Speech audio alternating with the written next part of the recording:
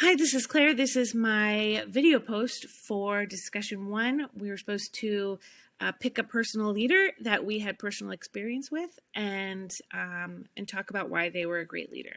So I actually used a Forbes article that asked other leaders what they thought great leaders did.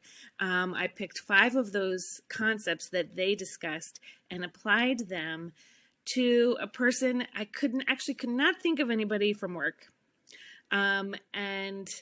So I picked somebody that was from my undergrad days, which was quite a while ago now, but he was my choir director from college, and he was the choir director of the concert choir of the College of William and Mary in Williamsburg, Virginia. These are the 5 things that I picked from that Forbes article. Know your team, make the hard choice, earn the respect of the team, and serve a greater cause, and know that people are the key to success. So the first leader that talked about know your team was really talking about, knowing the strengths and weaknesses of the individuals that you work with. And I would say that's definitely true for Dr. Lendrum. He had 82 students a year, and he did that for 30 years, and yet he still knew every single one of our names. He could spot me from across campus, and he could do that with every single student that he had. The second concept was make the hard choice. Great leaders make the hard choice and self-sacrifice in order to enhance the lives of others around them. And that applies to Dr. Lendrum because he considered himself responsible for every single one of us, and every single show that we ever did. He worked as hard as we did. He pushed us to do better. He worked harder than we did, probably. And we had 6 hours of rehearsal every week. He never missed a day, and he never called in sick. He took us to Europe, where we sung 60 concerts in 45 days, and that was during my time, and I had him towards the end of his career, so he was in his late 60s, and he was always there.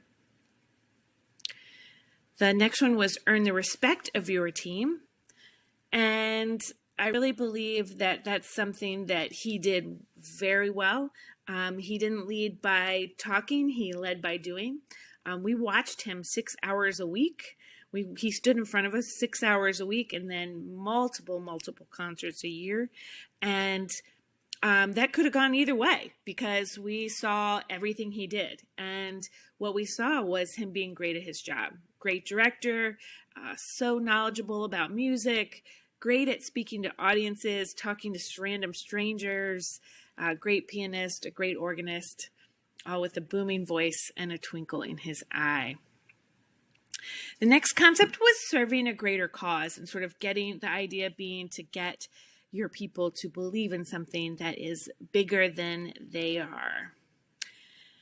Service of a cause that's bigger than themselves. And that was definitely Dr. Lendrum. He believed that music was important. He believed that the choir was important.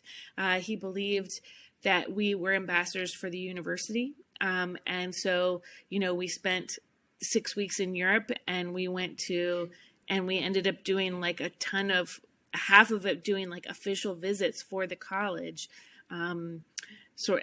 As literal ambassadors for the university, as well as every graduation, every single official event, we were always there. And so we believed that we were serving the university because he believed it. He definitely had us serving a greater purpose. And then the last one I picked from the Forbes article was knowing that people are the key to success.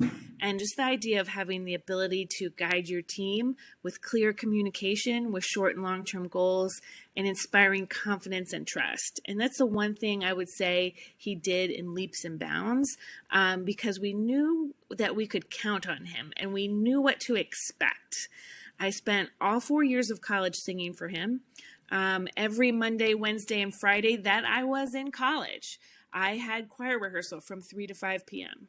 And one year there was actually a blizzard at the university, which does not happen very often in Williamsburg, Virginia.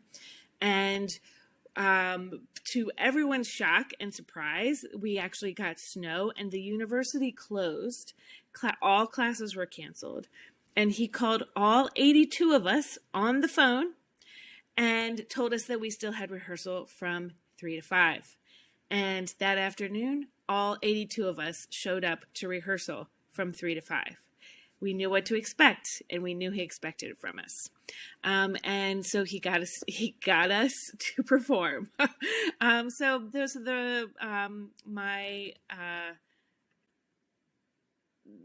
those are the four or five things that I picked for the leader that I picked. And here is the reference to the Forbes article.